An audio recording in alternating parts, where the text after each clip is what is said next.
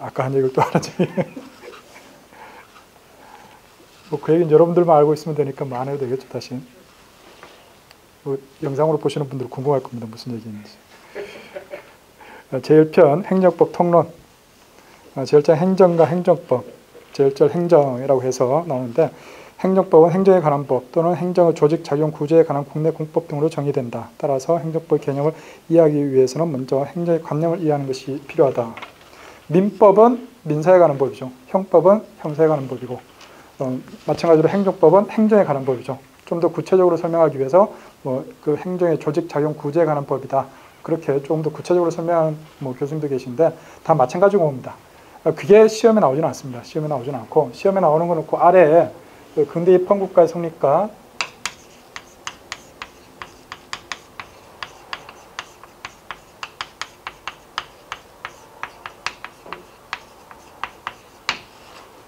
오늘은 첫 시간이니까 웬만하면 좀 상세하게 설명을 해드리려고 이제 합니다. 뒷부분을 가다 보면은 이건 그냥 혼자 읽어보셔도 됩니다. 뭐 이렇게 하는 부분들도 있을 겁니다. 행정관념의 성립의 배경이 그 근대 입헌국가의 성립과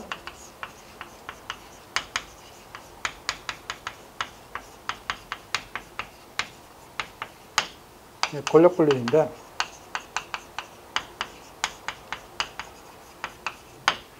이건 어떤 내용인가 하면은 역사적으로 한번 보겠습니다. 역사적으로 보면은 밑으로 내리겠습니다. 이게 옆으로 하니까 칠판 많이 달려있어요. 밑으로 내려서 보시면은 서양을 기준으로 해서 보통 고대, 중세, 근세, 근대, 현대 이런 식으로 나누죠. 근세를 빼고 근대 초기, 근대 후, 근대 전기, 근대 후기 이런 식으로 하기도 합니다만 일반적으로 많이 쓰는 용어를 썼습니다. 시대 구분 이런 건 시험에 안 나옵니다. 그냥 여러분들 이해를 돕기 위해서 이 근대 입헌국가의 성립과 권력 분립이란 이 용어가 어떤 의미이고 어떻게 해서 이런 단어들이 나오게 됐는가, 그걸 설명하는 겁니다. 고대에는 어떤 국가들이 있었죠? 여러분들 중고등학교 때 세계사 시간에 배우셨던 무슨 메소포타미아 문명, 이집트 문명 그런 것들부터 시작해가지고 그리스 그리고 로마가 있었죠. 이렇게 해서 이 법학과 관련해서는 로마 제국이 그나마 이제 조금 의의가 있고 그리스까지는 사실 큰 의의가 없습니다. 그 다음에 이제 중세로 오게 되면은 중세는 봉건제였죠. 중세는 봉건 시대여서 국가보다는 개별 영주들, 귀족들 그런 사람들이 뭔가 큰 역할을 하면서 지냈던 시대가 중세죠. 그 다음에 근세로 오게 되면은 절대왕정 시대가 됩니다.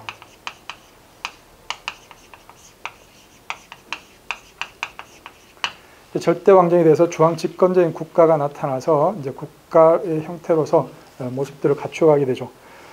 이 절대왕정 시대를 거쳐서 이제 근대로 오게 되는데, 이 과정에서 나오는 것이 이제 근대 입헌국가와 권력분립입니다. 왜 이런 것들이 나오게 되는가 하면은 절대왕정은 말 그대로 왕의 권력이 절대적이란 거죠. 그래서 왕이 그냥 아무나 불러가지고 얘 죽여 그러면 그냥 죽습니다. 그래서 왕이 국가의 모든 권력을 갖고 있고, 심지어는 왕권 신수들 이런 얘기들까지 나왔죠. 이 시대에는. 그러다 보니까 이 절대왕정 하에서 살고 있는 국민들은 괴롭습니다. 특히 귀족들 입장에서는 나도 웬만큼 똑똑하고 돈도 좀 있고 그런데 왕이 하라고 하기만 하면 거기 가지고 뿜뻑 죽어 죽은 듯이 그렇게 죽어서 살아야 되니까 싫죠. 이렇게 해서 이때 당시에 이제 이 절대왕정에 반기를 드는 이제 사람들이 나타납니다. 그래서 시민혁명이 나타나게 되는데, 그 과정에서 이 근대 입헌국가가 성립되고 권력 분립이 나타납니다. 절대왕정에서는 왕이 다 마음대로 하죠. 법을 만드는 것도 왕이 만들고, 집행하는 것도 왕이고, 그게 잘 집행되는지 판단하는 것도 왕입니다. 근데 근대에 오게 되면은 절대왕정을 이제 부정하게 되죠. 이때는 왕 혼자서 다 했는데, 그렇게 하면 안 된다. 그렇게 하면 안 된다. 어떻게 해야 되는가? 법대로 해라. 법대로 할 것을 요구합니다. 이게 뭔가 하면은 법치주의입니다. 그전에는 왕이 자기 마음대로 했죠. 인치였죠. 왕이 말하는 게 곧 법입니다. 그래서 근대에 오게 되면은 시민계급에서 왕 네 마음대로 하지 말고 우리 법대로 하자. 그렇게 해서 법치주의를 요구를 합니다. 그럼 왕이 얘기를 하죠. 법대로 할게. 그러면서 왕이 법을 만들면은 똑같죠. 그 왕이 자기 마음대로 하던 거랑 똑같죠. 그래서 이 법대로 할 것을 요구를 하고 이 법을 만드는 거나 입법에 관한 권한을 왕으로부터 뺏어옵니다. 그렇게 해서 입법의 권한이 시민계급으로 와가지고 그러면 모든 시민들이 모여가지고 같이 예를 들어서 뭐 프랑스가 인구가 1000만 명이다. 그럼 1000만 명이 모여가지고 법을 만들기 위해서 토론을 하면은 안 만들어지겠죠. 그렇게 해서 이때 나타난 것이 이제 대의제하고 의회제도죠.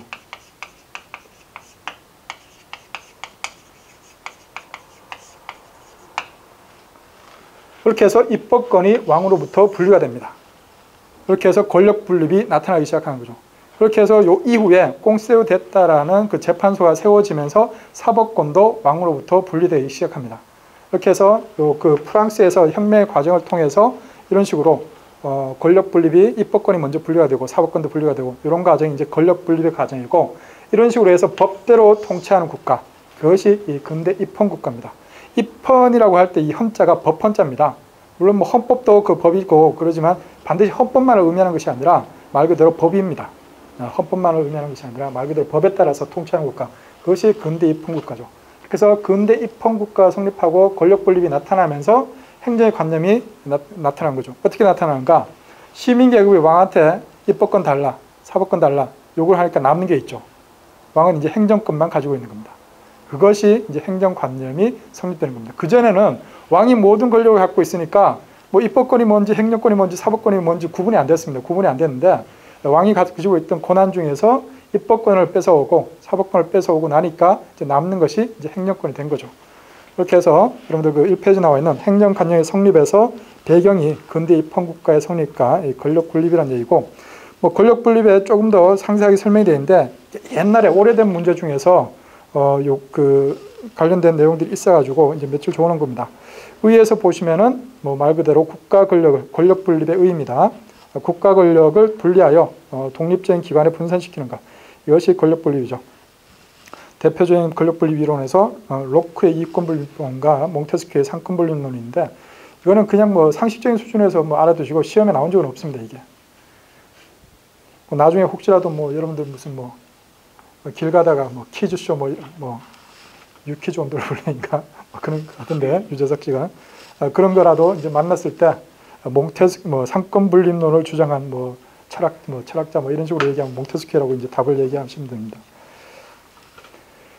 그렇게 해서 대부분 현대 국가에서는 입법, 행정, 사법의 상권으로 이제 구분을 하죠. 그 다음에 권력 분립 원리의 성질이라고 해서 소극적 원리, 자유주의적 정치 원리, 법치 국가의 전제 조건이 되어 있는데 소극적 원리라는 것은 무엇인가 하면은 권력 분립을 해서 뭐 적극적으로 뭘 하려는 것이 아니라 권력 분립이라는 것은 왕이 자기 마음대로 전행을 행사하던 것을 막기 위해서 뭔가를 적극적으로 하려는 게 아니라 왕이 마음대로 하는 걸 막기 위해서 그런 의미에서 이제 소극적이라는 용어가 쓰인 겁니다. 그래서 권력 분립은 권력의 남용이나 자의적 행사를 방지하는 소극적 기능을 한다. 그다음에 자유주의적 정치 원리, 견제와 균형을 통한 국민의 기본권 보장을 목적으로 한다. 그 다음에 법치국가의 전제 조건이다.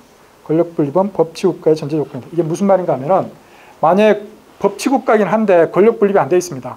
왕이 법을 만들고 왕이 법을 집행하고 왕이 사법권을 행사합니다. 그럼 법치국가라고 할 수 있을까요? 아니죠. 사실상 인치국가죠.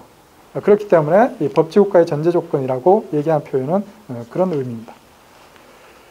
다음에 소문자 3번에 보시면 변천이라고 해서 전통적인 권력 분립 이론은 20세기 들어 행정국가화 경향으로 인하여 변형된다. 이 행정국가화 경향이라는 것은 무엇인가 하면은 말 그대로 행정권이 비대해져 가지고 거의 모든 분야의 행정권의 범위가 미치는 영향력을 미치는 그런 것을 이 행정국가화 경향이라고 하는데 왜 이렇게 되는가 하면은 현대 사회가 상당히 복잡하죠. 복잡하고 뭐 시시때때로 새로운 제도가 나오기도 하고 새로운 문물이 나오기도 하고 합니다. 이렇게 해서 예를 들어서 새로운 업종이 나왔습니다. 요즘 최근에 나온 업종 뭐 있나요? 뭐 없나요? 좀 오래되긴 했지만 PC방을 예로 들죠. 80년대 PC방 없었죠. 90년대 후반에, 90년대 한 중반부터 나오기 시작해가지고 90년대 후반에 활성화되기 시작한 게 PC방인데 PC방을 누군가 하려고 합니다. 그럼 이 PC방의 업종을 정하고 그 업종을 개업을 하기 위해서 갖춰야 되는 요건이라든가 이런 것들을 만들어야겠죠. 그런 걸 하려면은 원래는 법으로 만드는 게 좋기는 하겠죠. 근데 법으로 만들려면은 뭐 여러분들 아시다시피 국회의원들 좀 게으르죠. 뭔가 자기하고 뭐 무슨 이해관계가 없으면은 그렇게 열심히 일을 안 합니다. 그러다 보니까 그런 법이 만들어지기 전에 우후죽순으로 이상한 PC방들이 막 생겨나는 겁니다. PC방인데 거기서 막 고기도 팔고 막 이런 겁니다. 그런 수가 있기 때문에 행정권이 그런 분야에서 조금 더 발빠르게 대응할 수가 있죠. 행정부 공무원이 이런 단속 필요해. 여기서 뭐 물량한 일들이 있을 수도 있어. 막 이렇게 해가지고 막 빠르게 입법부보다는 빠르게 대응을 합니다. 그런 경향들이 있다 보니까 그런 경향도 있고 또 입법부에 있는 국회의원들이 좀 무식해가지고 그런 새로운 뭔가 제도나 새로운 시스템 예를 들어서 5G 통신이 나왔는데 이걸 어떻게 규율을 할 것인가 국회의원들이 다 모였는데 아무도 모르는 겁니다. 근데 행정부에는 지금은 정보통신부 없죠. 가기부나 이런 데 보면은 전문가들이 있죠. 그런 사람들이 모여가지고 5G 이 사업을 할 때 이거 공동으로 망을 관리할 것인가 어떻게 할 것인가 이런 것도 전부 다 정할 수가 있겠죠. 그런 식으로 입법부에 있는 사람들이 좀 전문적인 식견이 부족하고 또 발빠르게 대응을 하지 못하는 그런 경향 때문에 행정국가 경향이 나타났는데 이런 행정국가 경향으로 인해서 이 권력 분립도 이제 변형이 됩니다. 방금 말씀드렸다시피 원래는 법을 만드는 거는 입법부가 해야 되는 거죠. 국회가 해야 되는 건데 국회가 제때 못하니까 이제 행정부가 나서는 겁니다. 그런 것들이 이제 변형이라고 얘기를 한 겁니다. 기억해 보시면 복지국가 형성이라고 해서 사회보장정책의 실현을 위해서는 행정의 적극화가 수반되므로 전통적인 권력분립론의 수준이 불가피해진다. 예를 들어서 송파 세모녀 사건 이런 것들이 있으면은 이런 일들이 다시는 일어나지 않아야겠다. 그래가지고 뭔가 도와줘야겠다. 제도를 만들어야겠죠. 그러려면은 행정권이 적극적으로 나서서 뭔가 주기도 하고 그 사람들을 보호시설에 보내기도 하고 이런 것들을 해야겠죠. 그래서 적극적으로 뭔가 행정을 해야 되는 원래는 앞에서 권력 분립의 원리의 성질에서 소극적 원리라고 해서 나눠졌었는데 여기서의 권력 분립은 적극적으로 나눠진 거죠. 이렇게 해서 최근에는 이제 적극적인 성격도 있게 되는 겁니다. 다음 니은에 보시면은 이 페이지에 위임입법, 행정입법과의 관계라고 해서 권력 분립의 측면에서 볼 때 원칙적으로 위임입법을 부정하는 것이 타당하다. 원래 입법권은 국회에 있다고 했죠. 제 거랑 페이지가 다르네요. 국회 학원에서 편집을 한다고 해요. 원래 입법권은 국회에 있죠. 의회에 있는데 행정권이 입법을 행사하는 경우가 이제 생기는 겁니다.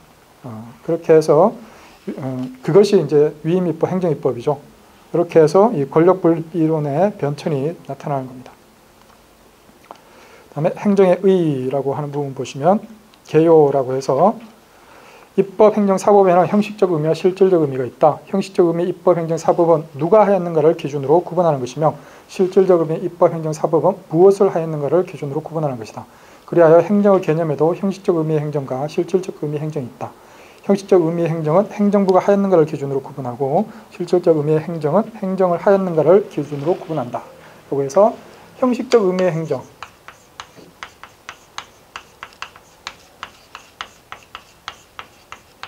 형식적 의미의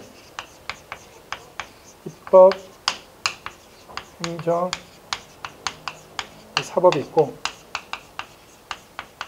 실질적 의미의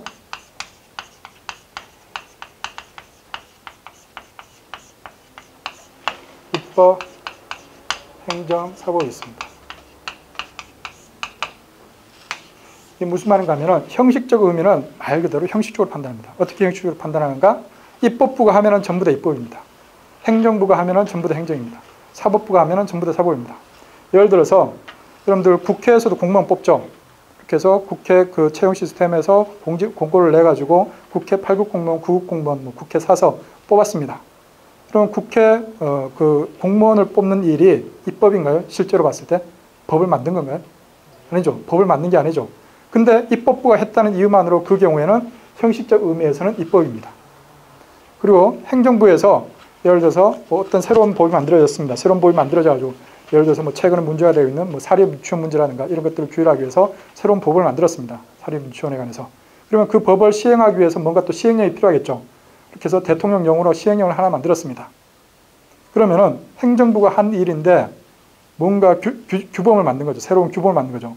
그러면 실질적으로는 입법이죠. 새로운 규범을 만들었으니까. 실질적으로는 입법이지만 행정부가 했다는 이유만으로 형식적 의미에서는 행정입니다. 그리고 사법도 마찬가지입니다. 사법부에서도 법원 공무원을 뽑죠. 공무원을 뽑았습니다. 그거는 실질적으로는 행정입니다. 새로 공무원을 뽑아가지고 쓰고 이런 건. 근데 실질적으로는 그 행정이지만 형식적으로는 사법부가 했다는 이유만으로 사법이 되는 겁니다. 그렇게 해서 누가 했는가를 기준으로 판단하는 것이 형식적 의미의 입법, 형식적 의미의 행정, 형식적 의미의 사법입니다. 그럼 실질적 의미는 뭔가 하면은 말 그대로 그 행위의 실질을 보는 겁니다. 예를 들어서 아까 설명을 드렸던 국회에서 공무원을 시험을 봐서 뽑았다. 그러면은 법을 만든 건가요? 아니죠. 법을 만든 건 아니죠. 그렇다고 해서 어떤 법이 잘 집행됐는가 판단한 것도 아니죠.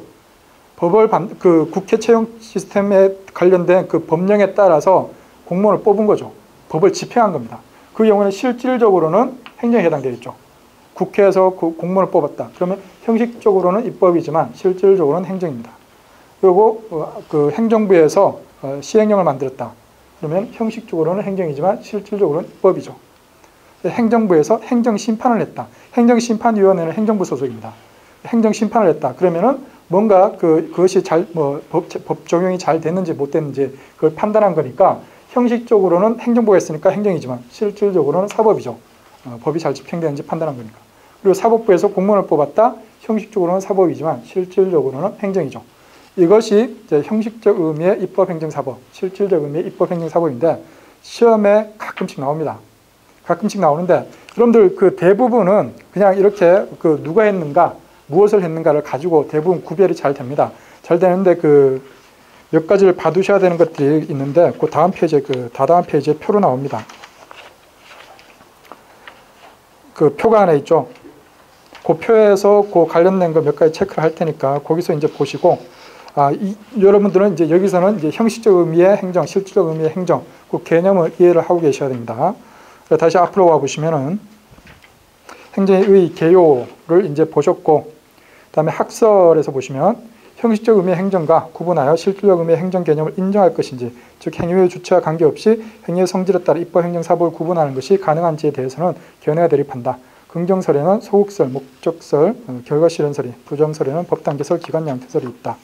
이게 무슨 말인가 하면은 제가 방금 대통령이 시행령 만드는 거 실질적으로 입법이라고 얘기를 했고, 국회에서 공무원 뽑는 거는 실질적으로 행정이라고 했고, 이렇게 설명을 드렸습니다만은 그 구분이 명확하지 않다고 보는 견해가 있는 겁니다.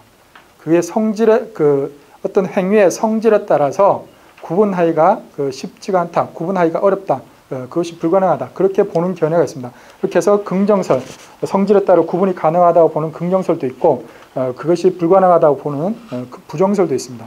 그래서 긍정설에 소극설, 목적설, 결과실현설이 있고, 부정설에 법단계설, 기관양태설이 있습니다. 소극설, 공제설은 뭔가 하면은 말 그대로 공제가 뭐죠, 여러분들? 뭔가 빼는 거죠. 빼는 겁니다. 그렇게 해서 국가 권력이 이만큼 있는데 그 중에서 입법도 빼고 사법도 빼고 남는 게 행정이다. 이렇게 보는 견해가 소극설, 공제설입니다. 근데 이거 여러분들 어디서 들어보신 것 같죠? 아까 연역적 측면에서 행정관념이 어떻게 성립됐는가? 근대의 평국가의 성립과 권력분립이라고 했을 때 왕으로부터 입법권을 뺏어오고 왕으로부터 사법권을 뺏어오고 남은 게 행정이라고 했죠. 이 행정관념이 어떻게 성립되었는가 하는 이 역사적 과정을 설명하는 데는 딱 부합합니다. 이 소극설, 공제설은 이 역사적 과정을 이해하는 데는 도움이 되지만, 그러면 행정은 뭐냐? 이렇게 물으면은 그러니까 국가 권력 중에서 입법 빼고 사법 빼는 거. 그러면 또 물어봅니다. 그럼 입법, 사법은 뭔데? 입법은 국가 권력 중에서 행정 빼고 사법 뺀 거. 그럼 또 물어봅니다. 사법은 뭔데? 국가 권력 중에서 입법하고 행정 뺀 거. 그러니까 그냥 순환될 뿐이지 행정이 뭔지, 입법이 뭔지, 사법이 뭔지 적극적으로 설명을 못 해주죠. 그런 문제점이 있습니다. 그게 이제 평가에 나와 있는 얘기고, 그 다음에 소문자 2번에 보시면은 목적설, 목적실현설이라고 해서 의에서 보시면 행정에 대해 적극적으로 정의 내린 견해다. 행정을 국가의 목적 내지 공익실현의 목적으로 하는 작용으로 정의한다. 그렇게 해서 이 소국설, 공제설 같은 경우에는 실질적으로 뭐 행정의 개념이 행정의 성질이 뭔지, 개념이 뭔지, 뭐 입법이 뭔지, 사법이 뭔지는 설명 안 해주고, 그냥 입법 행정 빼면 사법이고, 행정 사법 빼면 입법이고, 입법 사법 빼면 행정이다 이 말밖에 안 하니까 조금 더 적극적으로 행정이란 무엇인가, 입법이란 무엇인가, 사법이란 무엇인가 이걸 좀 더 적극적으로 행정이란 무엇인가 적극적으로 설명하려는 견해가 2번에 나와 있는 목적설과 3번에 나와 있는 결과실현설입니다. 이렇게 해서 2번은 국가의 목적 내지 공익실현의 목적 그것을 목적으로 하는 작용이 행정이다라고 보는 것이 목적설이고요. 평가에서 보시면 구별이 명확하지 않다 그런 평가가 있습니다. 중요한 내용은 아니고 그 다음에 결과실현설 보시면 의의에서 행정에 대해 적극적으로 정의 내리는 견해다. 행정을 법 아래에서 법의 규제를 받으면서 현실적, 구체적으로 국가 목적의 적극적 실현을 위하여 행해지는 전체로서의 통일성을 가진 계속적인 형성적 국가활동으로 정의한다. 우리나라의 다수설이다. 행정의 내용이나 범위를 명확하게 설명하지 못한다는 그런 비판이 있습니다. 여기 나오는 이론들 있죠. 출제 비중은 지극히 낮습니다. 그래도 한 번쯤은 출제된 적이 있기 때문에 정리를 해놓은 거고요. 네, 법단계설하고 기관양태설이 나오는데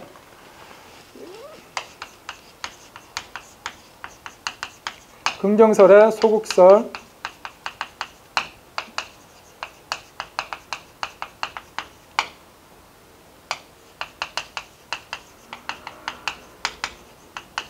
목적실현설, 결과실현설이 있었고 부정설에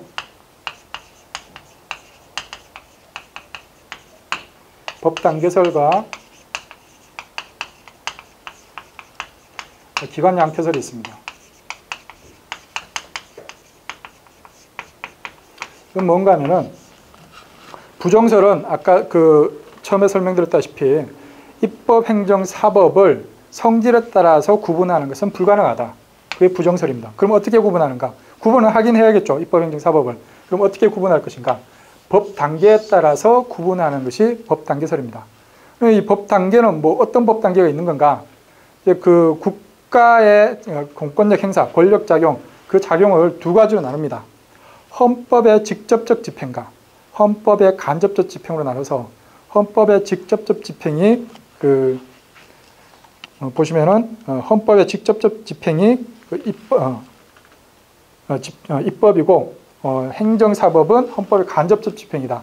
이렇게 보는 것이 이 법단계설입니다. 그래서 국가작용은 헌법을 집행하는 게 국가작용인데 그 헌법을 집행하는 단계에 두 가지가 있다. 입법은 그 헌법을 직접적으로 집행하는 거고 행정이나 사법은 그 헌법을 간접적으로 집행하는 것이다.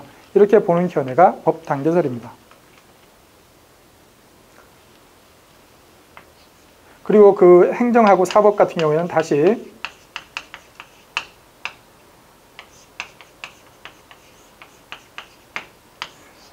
종속적 관계면은 행정이고 기관 간의 관계가 종속적 관계면 행정이고 대등한 관계면 사법이다. 그렇게 구분을 하죠. 기관 양태설 말 그대로 기관의 모양이나 상태에 따라서 구분을 하는 겁니다.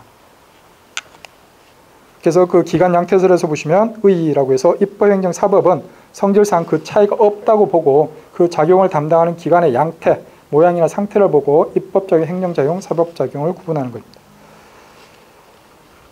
여기도 비판점이 있습니다. 여기 나와 있는 이 학설 내용도 아까도 얘기했다시피 그렇게 중요하게 다뤄지는 내용 아니니까 처음에 공부하실 때 막 이 학설 깡그리 외워야지 이렇게 하실 필요 없습니다. 중요한 내용 아닙니다. 그 다음에 6번째 개념 징표설. 현재는 다수설적 견해죠. 이게 위에서 보시면 행정에 대해 직접 정의 내리지 않고 행정의 개념적 징표 내지 특징적 요소들을 찾아 살펴보는 것이 입법사역과 행정을 구별하는 데 더 유용하다는 견해다. 그래서 이것을 긍정설로 보는 견해도 있고 부정설로 보는 견해도 있습니다. 이 개념 징표설 같은 경우에는. 그렇게 해서 어디 한 군데다가 제가 안 끼워 놓은 거고 니은의 성격에서 보시면 개념 징표설은 긍정설 중 결과 실현설을 보완한 이론으로 보는 것이 일반적이나 부정설로 보는 견해도 있다. 그러면은 행정의 개념적 징표가 어떤 것들이 있는가? 그것이 디귿에 나와 있죠.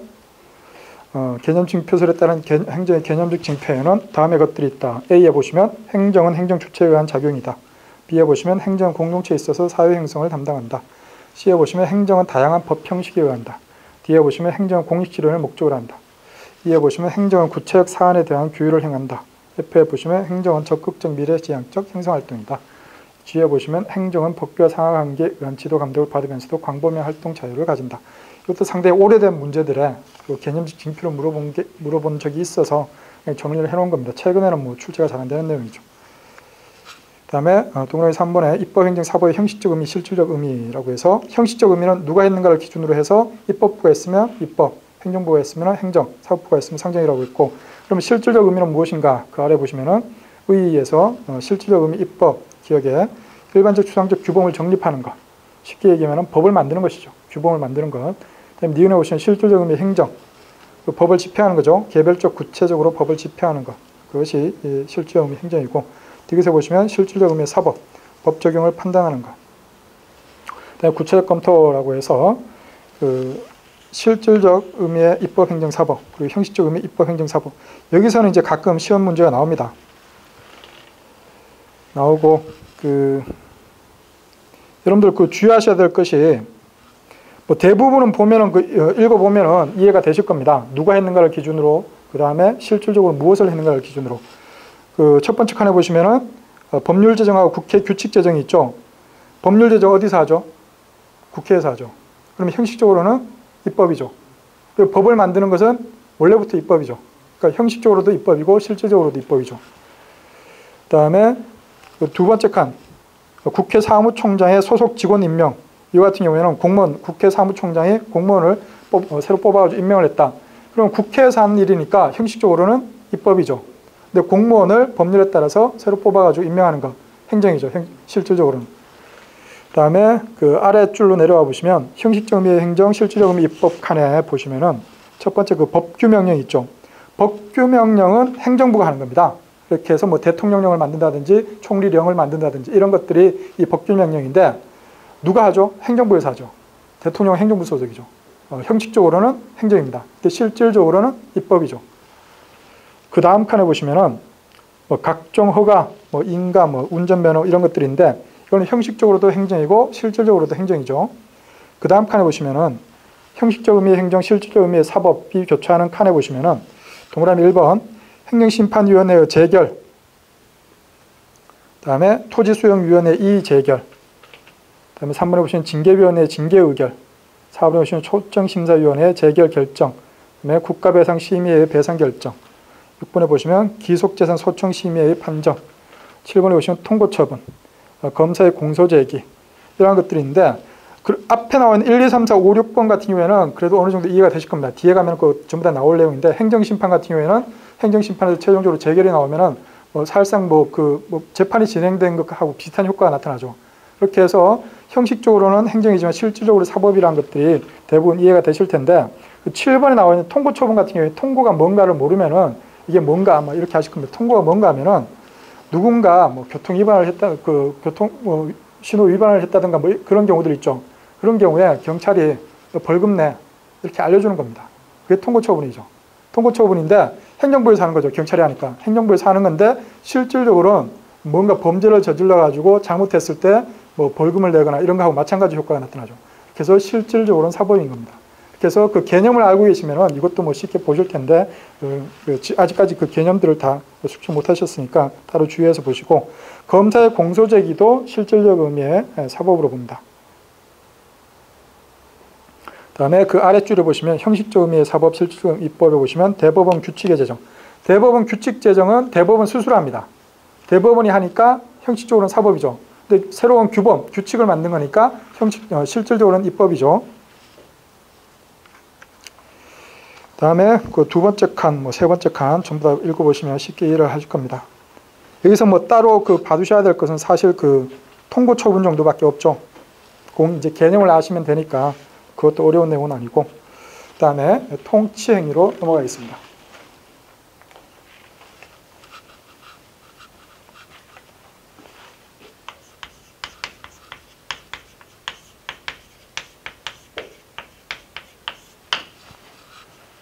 생각보다 진도가 빨리 못 나가네요. 첫날이라서 그런지 속도를 어느 정도로 해야 될지. 아마 뭐 좀 더 익숙해지면은 뭐 예를 들어서 방금 그 표 같은 경우에는 제가 그래도 한 4, 5분은 설명한 것 같은데, 그래서 뭐 딴 거는 다 만약에 시간이 없거나 뭐 여러분들 어느 정도 좀 익숙해지셨다 그러면은 그냥 뭐 각자 보시되 통고 초본 하나 정도만 뭐 체크해서 보십시오. 막 그러고 지나갈 겁니다.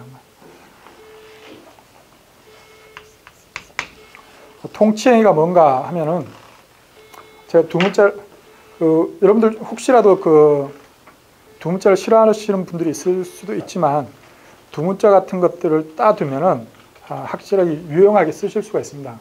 그 통치행위와 관련된 두 문자가 고정국사입니다. 그냥 제가 그 설명을 하기 편하기 위해서 그냥 이렇게 설명을 드린 겁니다. 사실 이거 몰라도 뭐 시험 문제 푸시는 데는 별 어려움 없습니다. 고정국사가 무슨 말인가 하면은 고도의 정치성이 있는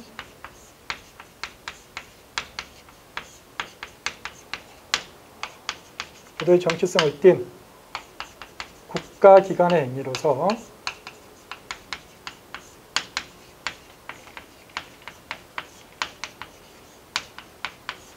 사법심사가 제한되는 것.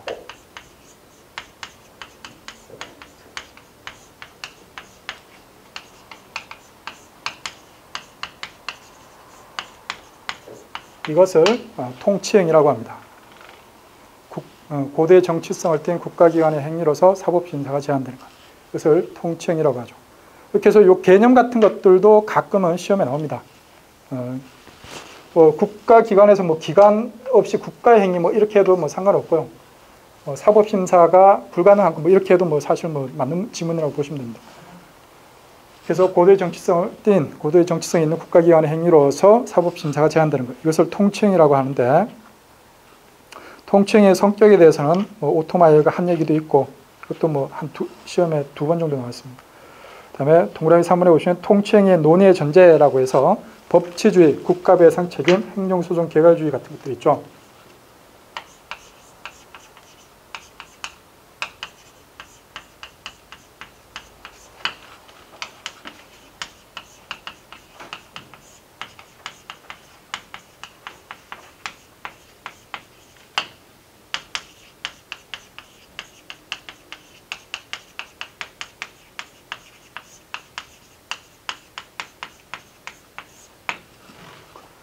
법치주의는 말 그대로 법에 따라서 통치하는 것, 그것이 법치주의죠.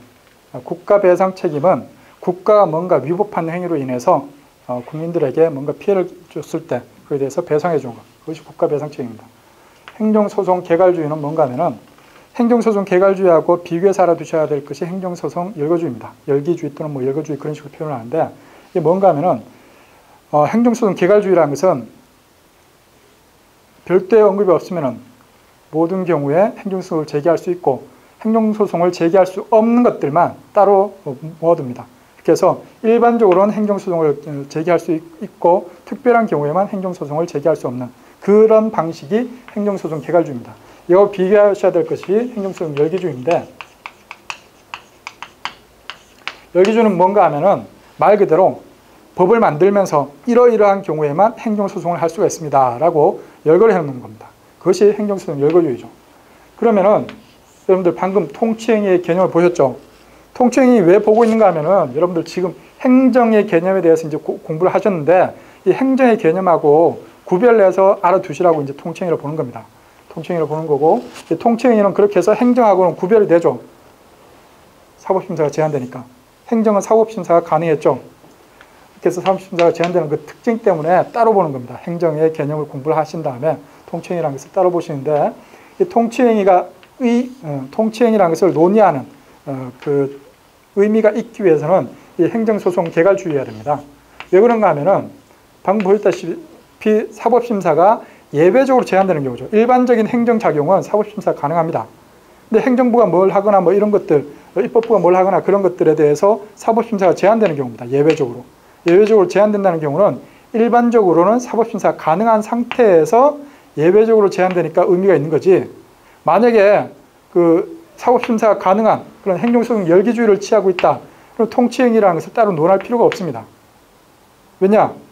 사법심사가 가능한 것들은 별도로 정해놓고 그거 이외에는 전부 다 행정소송이 불가능하니까 따로 논의할 필요가 없는 거죠.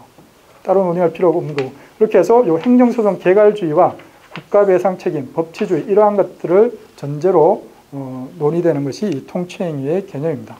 그래서 여러분들 여기서는 알아두셔야 될 것이 통치행위 논의의 전제라고 해서 요 단어 3개만 알아두시면 됩니다.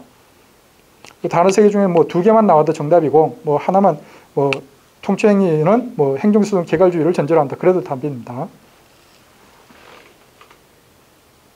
다음에 4번에 보시면 통치행위 인정 여부에 관한 학설이라고 해서 사법자재설, 뭐 재량행위설, 내재관계설이 있죠. 이것은 그 통치행위를 인정하는 학설 중에 학설들이고 부정설도 있죠. 사법자재설은 뭔가 하면은 통치행위에 대해서 왜 사법심사가 제한되는가? 사법부 스스로 자제한 것이다. 이것이 사법자재설입니다. 두 번째, 재량행위설. 재량행위설은 뭔가 하면은 원래 국가 자용 중에서 재량에만 맡겨진 것들이 있다. 그것 중에 하나가 이 통치행위다. 그것들이 이 통치행위다. 그것이 재량행위설입니다. 원래부터 알아서 마음대로 할 수 있는 것이 그 통치행위다. 그것이 재량행위설입니다. 디귿에 보시면 내재관계설 또는 뭐 권력분립설이라고도 합니다. 법원의 사법심사에는 권력분립에 따른 내재관계가 존재하므로 고도의 정치성을 갖는 입법부나 행정부가 한 행위 중에서 고도의 정치성을 갖는 그런 행위에 대해서는 권력분립에 따라서 사법부가 개입하지 않는다. 그것이 내재관계설, 권력분립설입니다. 이것도 뭐 이름은 어렵게 나와 있습니다만은 출제 비중은 높지 않습니다. 그다음에 사법심사가 제한되는 통치행위라는 개념을 인정할 수 없다라고 보는 부정설도 있죠. 5번에 보시면 연역이라고 해서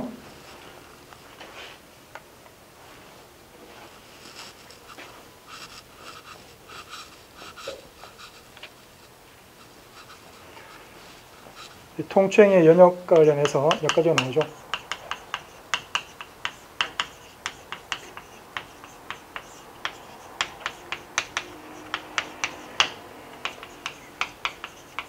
프랑스 같은 경우에는 그 꽁세우 됐다라는 게 나올 겁니다.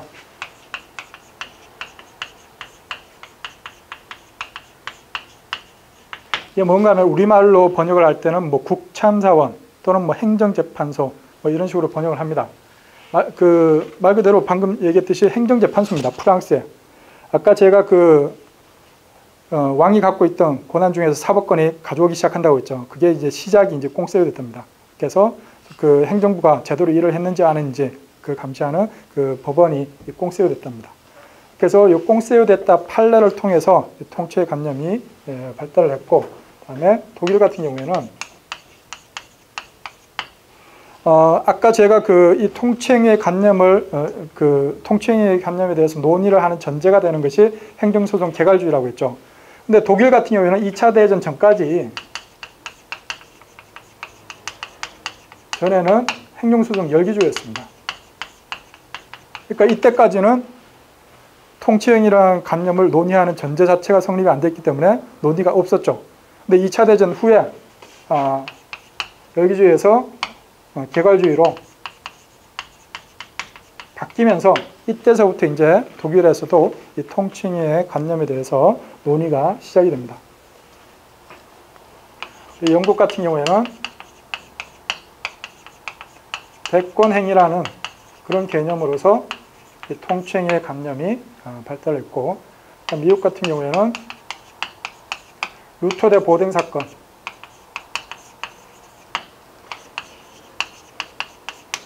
루터 대 보댕 사건을 통해서 이 통치행위의 관념이 인정되기 시작했고, 여기서 이제 사법자재설, 사법부 자재설에 입장을 취했죠. 이 통치행위 연역인데 이것도 실제 시험에서는 출제 비중이 높지 않습니다.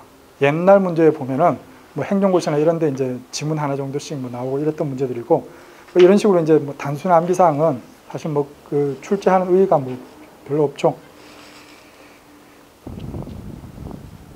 그리고 일본도 뭐 시험에 딱 한 번 나온 적이 있는데 뭐 따로 설명은 안 드리겠습니다. 그 사천 사건, 그게 이제 시험에 딱 한 번 나온 적이 있고, 그다음에 우리나라에서 통치행위 인정 여부, 인정 범위라고 해서 헌법 규정에 어떻게 규정하고 있는가, 그다음에 학설에서 인정하는 통치행위는 어떠한 것들이 있는가, 그런 내용들 나오는데 뭐 그건 그렇게 중요한 내용들 아니고, 소문자 3번에 보시면 판례를 보시면 통치행위 개념을 인정한다고 하더라도 과도한 사법심사의 자제가 기본권을 보장하고 법치주의 인용을 구현하여야 할 법원의 책무를 태만히하거나 포기하는 것이 되지 않도록 그 인용을 지극히 신중하게 하여야 한다. 그리고 그 아래 판례가 나왔죠. 그 위에 나와 있는 그 판례의 그 원래의 문장입니다. 그 아래 판례가. 그 아래 판례에 보시면 통치행위 개념을 인정한다고 하더라도 과다한 사법심사의 자제가 기본권을 보장하고 법치주의 인용을 구현하여야 할 법원의 책무를 태만히 하거나 포기하는 것이 되지 않도록 그 인정을 지극히 신중하게 하여야 하며 그 판단은 오로지 사법부만에 의하여 이루어져야 한다. 이렇게 해서 이 통치행위인가 아닌가를 판단하는 것은 사법부가 합니다. 그리고 그 아래 표에서는 통치행위로 인정된 것, 인정되지 않은 것을 표로 한꺼번에 정리를 해놨는데 그 내용들은 다음 페이지에 넘어가시면은 그 구체적으로 이제 판례들을 보실 테니까 거기서 보시면 되고, 그다음에 요건에서 보시면 통치행위의 주체 국가기관이고, 국가기관에는 어떤 것들이 있죠? 입법기관도 있고 행정기관도 있고 사법기관도 있죠. 근데 여러분들 입법부, 국회에서 통치행위를 할 수 있을까요? 할 수 있다고 봅니다. 할 수 있다고 봅니다. 일반적으로는 행정부죠. 일반적으로는 행정부인데 국회에서도 뭔가 그 통치행위 비슷한 것을 할 수 있다고 봅니다. 근데 여러분들 사법부는 통치행위를 할 수 있을까요? 사법부는 통치행위를 할 수가 없습니다. 왜 그런가 하면은 사법부는 정치적 중립을 지켜야 되는 그런 기관이죠. 정치적 기관이 아닙니다. 정치성을 띠면 안 됩니다. 사법부는. 근데 입법부나 행정부는 정치성을 띌 수가 있죠. 입법부가 가장 정치적일 것이고 행정부도 정치적인 그 기관들이 있죠. 뭐 대통령 정당 소속입니다. 그런 경우처럼 뭐 장관들도 정당 소속들도 있죠. 그런 경우처럼 입법부나 행정부는 정치성을 띌 수가 있지만 사법부는 정치성을 띌 수가 없습니다. 근데 제가 아까 통치행위의 개념에서 고도의 정치성을 띈이라고 했죠. 그렇기 때문에 사법부는 애초에 그 요건에 들어가지 않습니다. 정치성을 띌 수가 없기 때문에. 내용적 요건에서 보시면 고도의 정치성, 헌법 원리의 준수, 한목적성의 한계, 이러한 것들을 준수를 해야 되죠. 그 다음에 3번 통치행위에 대한 판단은 법원이 한다고 했죠. 사법부가 통치행위 여부에 대해서 판단한다고 아까 그 판례에서 보셨습니다. 통치행위의 효과라고 해서 일반적 효과, 사법심사가 제한된다고 했죠. 통치행위의 개념이 인정되었는데 사법심사가 가능한 경우도 있습니다. 소문자 2번에 보시면 사법심사가 인정되는 경우라고 해서 우리 헌법재판소는 통치행위라도 국민의 기본권 침해와 직접 관련되는 경우에는 헌법재판소의 심판 대상이 된다고 본다. 그래서 요거 관련된 판례도 뒤에서 보실 겁니다. 통치행위 개념을 인정하면서도 사법심사를 한 경우가 있습니다. 그 다음에 3번에 보시면 정치적 한계. 통치행위를 했습니다. 예를 들어서 대통령이 통치행위를 했는데 거기에 대해서 국민들이 다음 선거에서 그 대통령이 소속된 정당에 투표를 안 한다. 이것은 가능하겠죠. 이렇게 해서 정치적으로는 책임을 져야 됩니다. 그런 한계가 있고요. 가분행위로 통치행위를 하면서 일반 범죄를 저질렀다. 근데 그 일반 범죄가 그 통치행위로부터 분리가 가능하다. 그러면은 그 분리 가능한 그 부분에 대해서는 사법심사가 가능합니다. 이것이 가분행위 이론이죠. 그 다음에 손해전보. 뒤에 가면은 여러분들 행정구제법에서 배우시게 되는 내용이 이 손해전보하고 그 행정쟁송인데 그 중에서 손해전보에는 국가배상과 손실보상이 있습니다. 국가배상이란 건 뭔가 하면은 국가가 뭔가 위법한 행위를 한 경우입니다. 공무원이 뭔가 위법한 행위를 한 경우거나 아니면 국가가 뭔가 새로운 건물을 만들거나 영조문을 설치를 했는데 그게 무슨 하자가 있어가지고 누가 다쳤다든가 이런 경우도 있죠. 그런 경우에 국가가 배상해 주는 것이 국가배상인데 그러면 이 통치행위를 했을 때 국가가 통치행위를 했을 때도 이 국가배상이 인정되는가? 부정설이 다수설이고요. 그 다음에 손실보상. 손실보상은 어떤 경우가 하면 국가가 어떤 행위를 했는데 합법적인 행위입니다. 위법한 행위가 아니라 적법한 행위를 했는데 그로 인해서 어떤 국민에게 특별한 재산상의 손해가 발생했다. 그 경우에 거기에 대해서 돈으로 보상을 해주는 것. 그것이 손실보상입니다. 그래서 이 통치행위를 했을 때 이 손실보상이 인정될 것인가 견해가 대립하죠. 이것도 중요한 내용은 아니고요. 관련 판례라고 해서 주로 이 통치행위와 관련해서 시험에 나오는 부분은 요 관련 판례입니다. 요 관련 판례고 요 관련 판례에 그 소문자 1번에 보시면 통치행위로 인정되어 사법심사가 제한된 경우, 그 다음에 소문자 2번에 보시면 통치행위로 인정되지만 기본권 침해와 직접 관련되어 헌법재판소의 심판 대상이 된 경우, 그다음에 소문자 3번에 보시면 통치행위로 인정되지 않는 경우 세 가지가 있죠. 이렇게 해서 위 나와 있는 순서는 그 소문자 1번에서 뭐 순서가 그 앞에 글자가 잘못되어 있는데 이라크 파병의 기억이죠. 그 순서 이라크 파병, 대통령의 사면 결정, 대통령의 계엄 선포, 군사시설 보호구역의 설정 변경 해제, 남북 정상회담 개최. 이게 이제 잘 나오는 순서입니다. 이라크 파병이 가장 잘 나오고, 그다음에 대통령의 사면 결정, 그다음에 대통령의 계엄 선포. 이 순서입니다.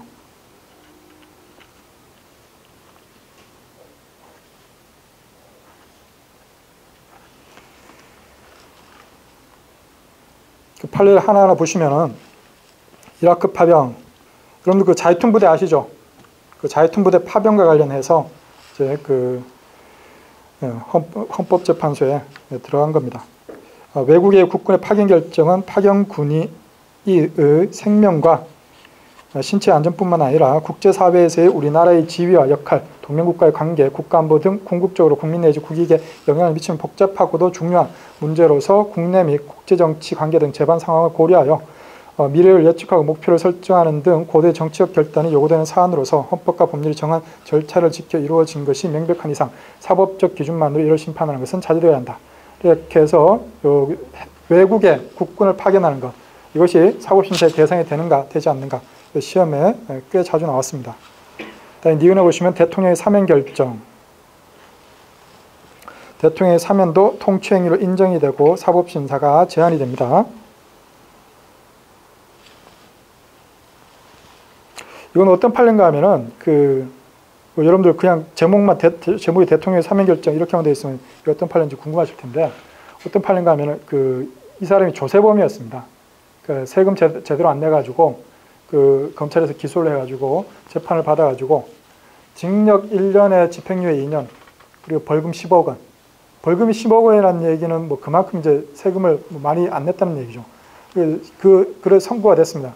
선고가 됐고 그 징역형은 이제 그 집행유예가 됐으니까 안 가는 건데 벌금은 내야 되죠. 그래서 이 사람이 벌금을 이제 나눠서 냈는데 한 7억 5천까지 내고 한 2억 5천이 남아 있었습니다. 근데 이제 사면이 된 겁니다. 사면이 됐는데 어떻게 사면을 했는가 하면은 그 사면법에는 보면은 형을 사면한다고 되어 있습니다. 그 사람에 대해서 사면한다가 아니라 형을 사면한다고 되어 있고, 그 방금 얘기했던 그 징역형하고 벌금형이 병과가 되어 있죠. 그걸 이제 형법에서 병과라는 표현을 쓰는데 원래 따로따로입니다. 따로따로인데 이 사람이 이런 그 성격의 범죄를 저질렀으니까 그냥 같이 부여를 한 겁니다. 같이 부과를 한 거죠. 이렇게 해서 사면을 할 때 이 사람의 징역형에 대해서는 사면을 하고, 그러니까 이제 집행유예 기간도 필요 없이 그냥 없어진 겁니다. 징역형은. 근데 그 벌금형에 대해서는 사면을 안 한 겁니다. 대통령이. 사면을 안 하고 2억 5천이 남아있으니 이 사람이 억울해가지고 소송을 제기를 한 겁니다. 그래서 그 사면 처분에 대해서 이의를 신청하는 소송을 제기를 하면서 그 사면법 규정을 가지고 헌법소원을 제기를 한 겁니다. 헌법소원을 제기해가지고 나 2억 5천 내기 싫다. 만약에 더 내야 되는 세금이 한 250만 원, 500만 원 이랬으면은 그 소송 진행하면 변호사 비용이 더 드니까 안 했을 겁니다. 근데 2억 5천이니까 변호사 비용 한 몇천 주더라도 한 2억은 남겠죠. 그러니까 이 사람이 그냥 해본 겁니다. 해본 건데 말이 안 되죠. 결국 뭐 패소를 했고 이 사람 이제 변호사 비용만 더 들어갔죠. 2억 5천 플러스 변호사 비용, 그렇게 해서 냈던 사건이 이겁니다. 그렇게 해서 대통령이 사면을 할 것인가 말 것인가, 그리고 어떤 방식으로 할 것인가, 그거는 통치행위에 속하기 때문에 네가 그렇게 요구를 할 수 없다. 그렇게 얘기했던 사건이 이 사건이고요. 뒤에서 보시면 대통령의 계엄 선포라고 해서 대통령의 계엄 선포 행위의 당부당 판단 권한은 국회만이 가지므로 그 선포가 당연무효가 아닌 한 사법기관인 법원이 계엄의 선포 요건을 구별하거나 선포의 당부당을 심사하는 것은 사법권의 내재적인 본질적 한계를 넘어서는 것이 되어 적절하지 못하다. 위에 그 11.6 사건 알죠, 여러분들? 모르시나요? 1979년 10월 26일 날 그 박정희 전 대통령이 김정희 총에 맞아 죽은 그 사건이 11.6 사건이고, 그 사건이 10월 26일 밤에 일어나고 그 다음날 새벽에 바로 이제 그 계엄령이 선포가 됩니다. 계엄령이 선포가 되고 그게 1년 3개월이 지난 1981년 1월에 해제가 되는데, 그 계엄령 선포를 가지고 이제 그 소송을 제기를 한 겁니다. 소송을 제기를 했는데 이때 당시에 그 판결은 계엄 선포, 대통령의 계엄 선포는 통치행위이기 때문에 그 적법 여부를 판단하지 않는다. 그렇게 얘기를 했죠. 근데 이 다음에 또 이 계엄과 관련된 다른 판례가 나옵니다. 그거는 이제 뒷부분에서 보실 거고. 다음에 리을에 보시면 군사시설 보호구역의 설정 변경 해제. 이것도 통치행위라고 봤죠. 이거는 어떤 판례인가 하면은 이 사람이 제가 보기엔 좀 억울할 것 같은데 원래 도봉구에 살고 있는 사람인데 도봉구에 자기 땅이 한 300평 정도 있었습니다. 300평 정도 있었는데 그 300평의 땅이 군사시설 보호구역으로 지정이 돼가지고 아무것도 못하는 상황이었습니다. 아무것도 못하는 상황이었다가 1979년 봄에 3월에 그 군사시설 보호구역으로 지정되었던 것이 해제가 됩니다. 그렇게 해서 그 도봉산 근처다 보니까 높은 건물은 짓지 못하고 2층 이하의 건물은 지을 수 있게 해제가 됩니다. 해제가 됐는데 그때 당시에 그 조세법에 어떤 식으로 규정이 되어 있는가 하면은 원래 그 토지의 목적이 있죠. 예를 들어서 뭐 집을 지을 수 있는 대지다. 그럼 집을 지어야 됩니다. 만약에 집을 짓지 않은 상태에서 그것을 이제 그 법률에서는 공환지라는 표현을 쓰는데 비워둔다는 거죠. 공환지라는 표현을 써가지고 공환지로 방치가 되면은 중과세를 합니다. 그게 왜 그렇게 했는가 하면은 부동산 투기가 그때 뭐 70년대 후반, 80년대 초반 뭐 이럴 때 이렇게 개발이 되면서 뭐 그 부동산 투기가 엄청나게 일어나니까 땅 사놓고 그냥 묵혀두는 사람들 많죠. 그러다 보니까 그렇게 부동산 투기 못하게 하려고 중과세를 했는데 이 사람은 군사시설 보호구역으로 자기 땅이 지정돼 있다가 그게 1979년 3월에 해제가 됐는데 그걸 몰랐습니다. 해제가 됐으면 그 사람한테 알려주고 집 좀 지어라 뭐 이렇게 했으면 좋을 텐데 국가에서 안 한 겁니다. 안 하고 있는 상태에서 1년 6개월 그때 당시에 그 중과세를 하는 그런 규정을 두고 어떻게 했는가 하면은 만약에 원래 그 건축이 금지되어 있던 땅에 건축이 새롭게 허가가 되었으면은 1년 6개월은 유예를 해줍니다. 근데 1년 6개월이 지나도 건물을 안 짓는다. 그러면 그때부터 중과세를 하는 겁니다. 이 사람은 자기 땅이 군사시설 보호구역으로부터 해제되었다는 걸 모르고 있던 상태에서 1년 6개월이 지나간 겁니다. 1년 6개월이 지나가니까 세무서에서 중과세 그러면서 갑자기 세금이 많이 나온 겁니다. 이 사람이 알아보니까 자기 땅이 군사시설 보호구역에서 해제가 된 겁니다. 그래서 이 사람 억울하죠. 자기는 해제된 것도 모르고 그냥 뭐 군사시설 보호구역이라고 알고 아무것도 못하고 그냥 있었는데 갑자기 뭐 자기네가 자기도 모르게 땅 주인도 모르게 해제시켜 놓고 갑자기 중과세를 해버리니까 억울하죠. 그래가지고 이 사람이 이제 소송을 제기한 겁니다. 소송을 제기하면서 군사시설 보호구역의 설정 변경 해제 뭐 이런 과정을 거칠 때 그 당사자 동의라든가 이런 것들을 해야 된다 뭐 이런 것들을 주장하면서 소송을 제기했는데 이 군사시설 보호구역의 설정 변경 해제 그때 당시에 법에 따라서 한 겁니다. 근데 그때 당시에 법에는 당사자에게 땅 주인한테 알려줘야 된다는 그런 규정은 없었습니다. 그러다 보니까 이 사람은 이런 불이익을 당했지만 이건 그냥 통치행위다. 그냥 한 거다. 그렇게 해서 네가 그 불이익을 주장할 수 없다라고 했던 사건이 이 리을 군사시설 보호구역 설정 변경 해제에 관한 사건이고요. 그다음에 미음에 보시면 남북 정상회담 개최. 주의하실 것은 남북 정상회담 개최 여부 뭐 이런 것들은 그 통치행위지만 뒤에 가면은 남북 정상회담이 개최되는 과정에서 불법적으로 대북 송금을 한 거 있죠. 그 대북 송금 자체는 사법심사의 대상이 됩니다. 그래서 그것을 구별하셔야 됩니다. 여기까지 보시고 10분 정도 휴식을 하신 다음에 계속 보도록 하겠습니다.